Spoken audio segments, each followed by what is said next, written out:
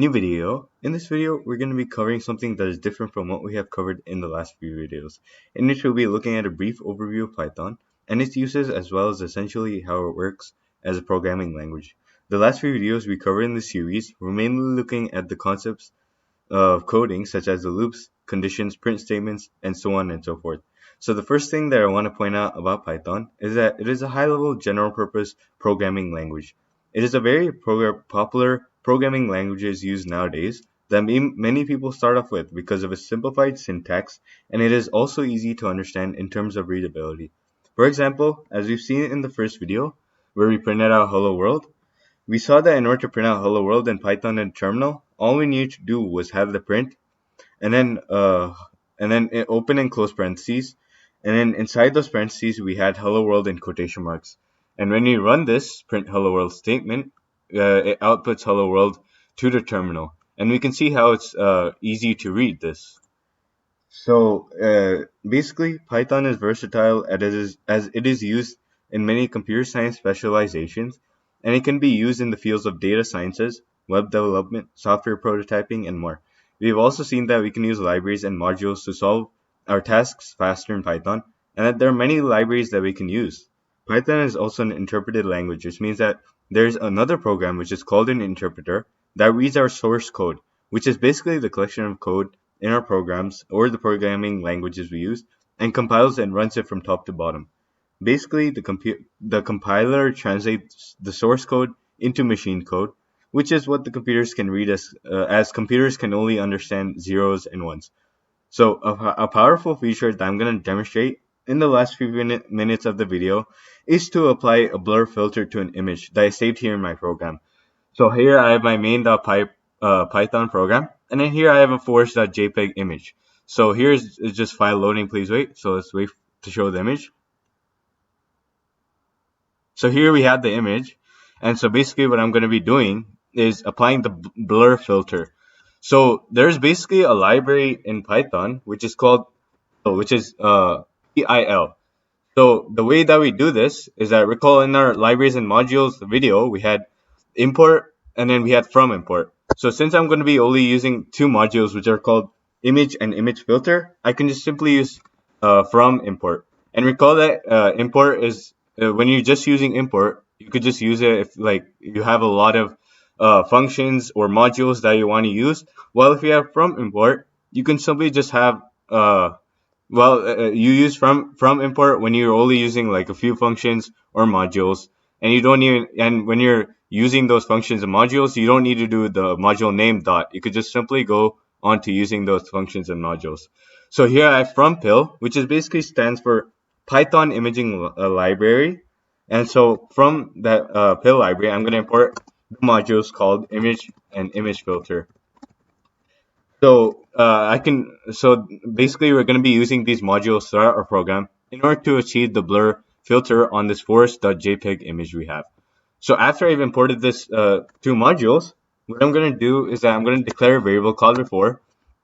And so basically I'm going to have this variable I'm going to declare this image to be stored inside this variable. So how I'm going to do this is I have the image, which means this module we have here, and we have dot open. So basically it's opening this JPEG image, and if I have image.open and open and close parentheses, and basically inside these open and close parentheses, I'm going to pass an argument of the name of the image in which I'm going to be applying the blur filter. So in this case, the name of the image I have here is forest.jpg with JPG.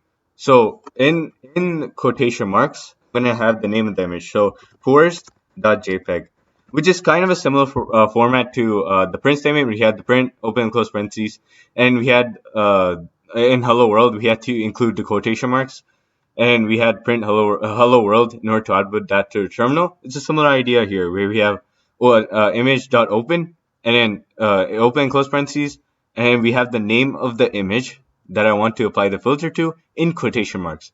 So now that I open that image and stored it inside this variable, now this next kind of code is basically going to be applying that filter.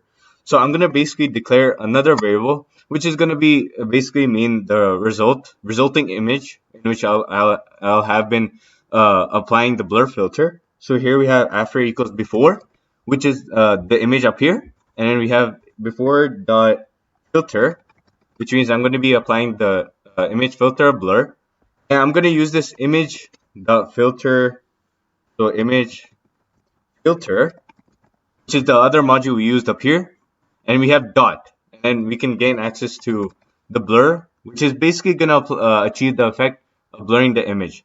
So here, first of all, we had this from import, which gives me access to these modules. So we have access to image, and we have access to image filter as part of this module pill, which is Python imaging library. And so I had this before variable, which basically opens the image that we have here and store that in the variable. And then we have another variable, which is applying the blur filter to this variable. So before dot filter, and then in open and close parentheses, we were using image filter dot blur. And what this basically is going to do is apply that blur filter to this image we have here. So since we had this forest.jpg, but the last thing that we need to do is we need to have after dot, which is this variable that achieves effect, after dot save, so that we can actually generate the image when we run this program. So we have after dot save, and then we have after the save we have open and close parentheses.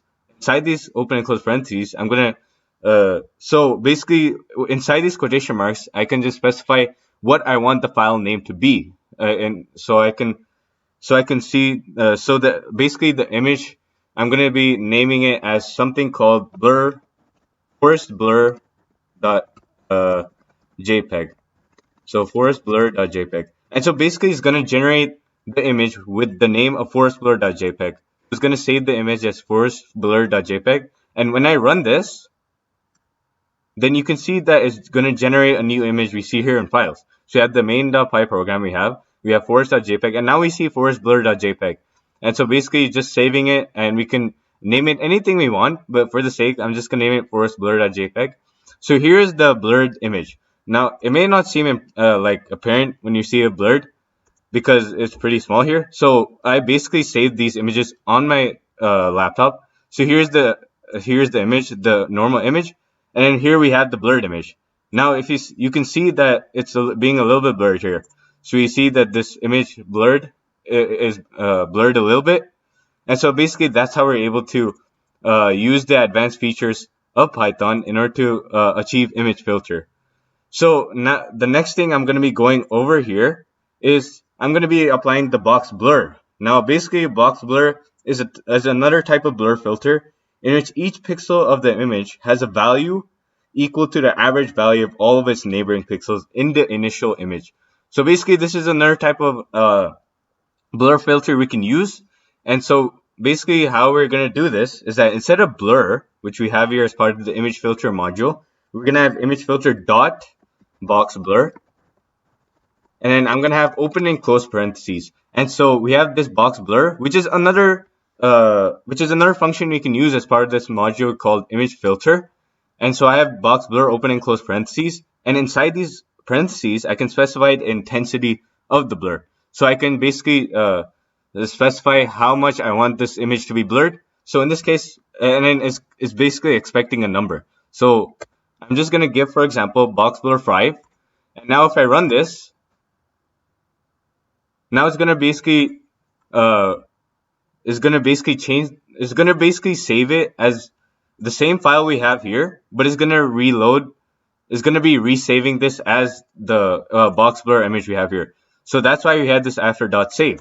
So if you want to apply different filters, then it will just still be in the same image, but it's going to resave it as the filter that we added.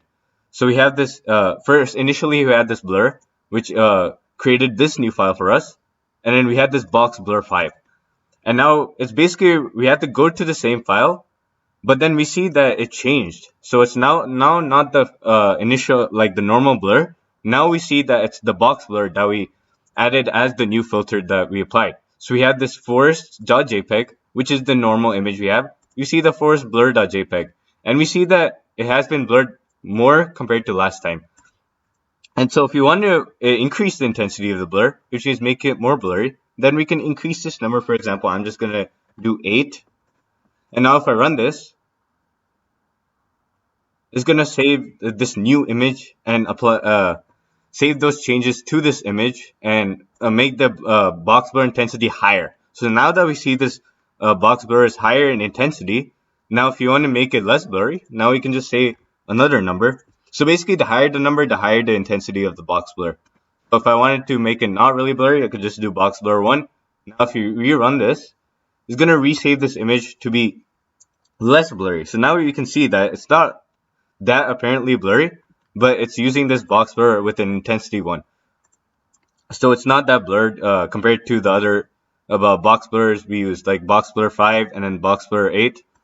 And so basically that shows how we can use these advanced features as part of Python and what makes it so advanced as a programming language and how a lot of people use it because it's easier to read and it has a lot of uses. So there's also you can also use Python as web development. You can also use it for data sciences. You can use it for many things and to solve our tasks easier. So now that we talked about Python as a programming language and its uses in this video. So in the next video, we're going to be going over the random module and library.